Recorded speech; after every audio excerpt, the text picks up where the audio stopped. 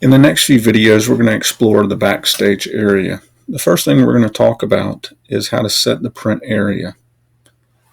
So the file that I have open is called 03 Contoso Potluck. This goes with lesson 3. And what we're going to do, we're going to select a data series. We're going to select A3. We're going to go all the way down to A13. And we're going to tell, we want to print this. And the only thing we want to print, we don't want to print everything that's on this page. We want to print only the selection. So to print in Excel, go to File, and this is called Backstage. Go to Print.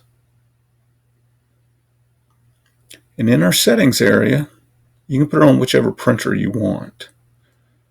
We have our preview pane over here. This is very important because this is going to show you what's going to print. So instead of print active sheets, we're going to print selection. And you'll see that only what we have selected will print.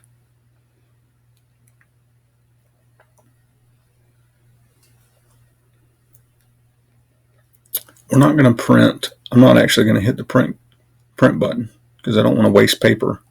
But this gives you an idea of which piece of paper will look like when it comes out of the printer.